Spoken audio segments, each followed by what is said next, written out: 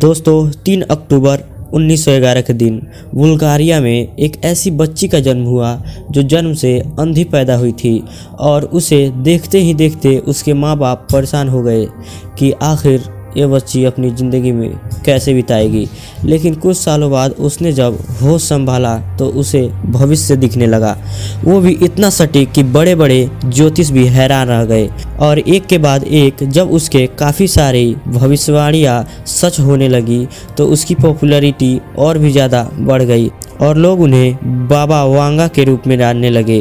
बाबा वांगा ने बहुत सारी भविष्यवाणियों के साथ 2023 को लेकर भी कुछ भविष्यवाणियाँ की थी और आज की इस वीडियो में हम बाबा वांगा द्वारा की गई भविष्यवाणियों के बारे में ये देखने वाले हैं कि आखिर उनके अनुसार 2023 में हमें क्या क्या चीज़ें देखने को मिलेंगी।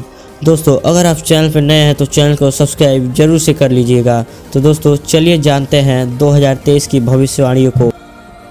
दरअसल दोस्तों उनके द्वारा देखे गए दृश्यों को हमेशा वो लोगों के सामने पेश करती थी, जिसके बाद लोग अंदाज़ा लगा लेते थे कि आखिर उनके द्वारा देखा गया दृश्य किस घटना के संकेत हो सकते हैं। अब साल 2023 की घटनाओं को लेकर उनको सबसे पहले दृश्य में किसी विशालकाय और ताकतवर देश द्वारा बायो वेपन टेस्ट किए जाने के संकेत दिखे थे।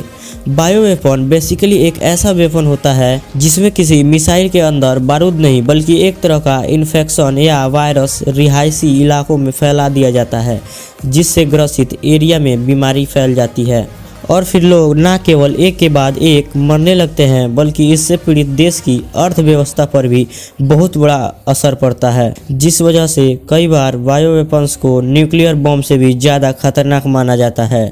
वैसे अगर 2023 में ऐसा देखने को मिला तो कोई ताज्जुब की बात नहीं होगी, क्योंकि अगर आज आप ग्लोबल पॉलिटिकल सिचुएशन को देखेंगे तो ऑलमोस्ट हर तीसरा देश किसी न किसी तरह की जंग या फिर कोल्ड वॉर से जूझ रहा है। अब रसिया या यूक्रेन के बीच में तो डंके की चोट पर करीब 10 महीनों से युद्ध चला आ रहा है। चाइना भी हांगकांग और ताइवान पर अपनी नज़रें गड़ाए रखा है। अब ऐसे में इतनी बुरी परिस्थितियों में युद्ध से रिलेटेड कोई भी भविष्यवाणी कतई गलत नहीं लगती, लेकिन उनकी अगली भविष्यवाणी काफ़ी अविश्वसनीय लगती है और वह स्पेशली स्पेस साइंस से रिलेटेड है, क्योंकि बाबा वांगा ने बताया कि 2023 में अर्थ का ऑर्बिट चेंज हो जाएगा।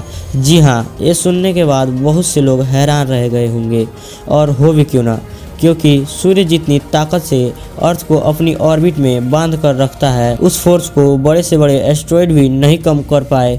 ऐसे में इतनी बड़ी क्या आफत आ जाएगी जो एस्ट्रॉयड से भी ज़्यादा पावरफुल होगी। वैज्ञानिक या बाबा वांगा ने तो क्लियरली इस सवाल का जवाब नहीं देते हैं, लेकिन कई भविष्यवक्ताओं के अनुसार साल 2023 में जहां तक ये ग्लोबल न्यूक्लियर डिजास्टर इस बदलाव के कारण बनेंगे।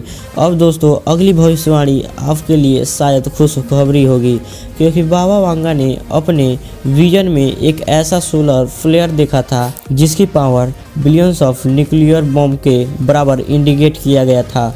और सिर्फ इतना ही नहीं, उनके द्वारा देखे गए दृश्यों में उन्होंने साफ साफ एक बताया था कि सूर्य से आने वाले भयानक तूफान के कारण अंतरिक्ष में मौजूद कई सैटेलाइट्स तो खराब होंगे ही होंगे, साथ ही साथ इसके परिणाम धरती पर भी देखने को मिलेंगी, जिसके रिजल्ट में धरती के काफ़ी सारे हिस्से पर एक बड़े लेवल का पावर आउटेज ऑब्जर्व किया जाएगा। अब आज हमारे 70 से 90% कम्युनिकेशन के लिए सैटेलाइट्स जिम्मेदार होते हैं। ऐसे में अगर स्पेस में मौजूद इन सैटेलाइट्सों को कुछ भी हुआ तो उससे हमारी कम्युनिकेशन सर्विस भी डैमेज हो जाएगी, जिसकी वजह से पावर आउटेज के साथ साथ दुनिया भर में लोगों का लॉन्ग रेंज में कम्युनिकेट कर पाना भी लगभग इम्पॉसिबल हो जाएगा। और इस खतरे से उभरने के लिए इकोनॉमिस्ट मानते हैं कि धरती को कम से कम 7 से 8 साल का वक्त तो ज़रूर लग जाएगा, जो अपने आप में एक बहुत बड़ा टाइम फ्रेम होता है। अगर हम लोग उस बिजनेसमैन के अकॉर्डिंग देखें जहां हर वक्त लाखों डॉलर का ट्रांजैक्शन होता है। व्हाट्सएप जब कुछ घंटों के लिए डाउन हुआ था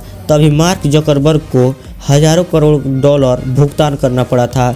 ऐसे में जब इतनी बड़ी घटना पूरे 8 महीने के लिए घट जाएगी तो उसके बाद तो पता नहीं कि मार्क जुकरबर्ग की नेटवर्क कुछ बिलियन डॉलर बचेगी भी या नहीं। लेकिन आज की वावा वांगा द्वारा की गई आखिरी भविष्यवाणी आपकी रोंगटे खड़ी कर देंगी, क्योंकि यह भविष्यवाणी वाली घटना पहले भी घट चुकी है। वावा वांगा ने 80s में ही यह भविष्यवाणी कर दिया था कि साल 2023 में साइंटिफिक लेबोरेटरीज के अंदर बच्चे बनने लगेंगे। जर्मनी में रहने वाले हॉस्मेल थाइली ने अभी रिसेंटली दावा किया है कि उनकी कंपनी एक्टोलाइफ अगले साल एक आर्टिफिशियल वॉर्म फैसिलिटी बनाएगी, जिसकी मदद से माँ बाप अपने मनपसंद बच्चे को पा सकेंगे और उसे कस्टमाइज भी कर सकेंगे। यहाँ तक कि बच्चे के हाइट कितनी होगी, उसकी आंखों का रंग क्या होगा और उसकी स्किन की कलर कैसी होगी, जिसके बाद उनका बच्चा एक आर्टिफिशियल वॉर्म में डेवलप होगा और कुछ महीनों बाद उनके हाथों में हूबहू उन्हीं क्वालिटीज का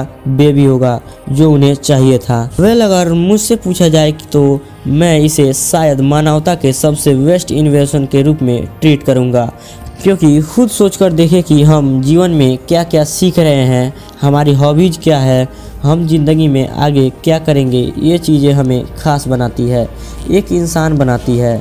लेकिन अगर किसी बेबी के अंदर सब कुछ पहले से ही डिसाइड कर दी जाएगी तो नेचुरल टैलेंट का तो कहीं ना कहीं मूल्य ही कम हो जाएगा, क्योंकि सबको पहले ही पता होगा कि बच्चे की मैक्सिमम पोटेंशियल क्या है।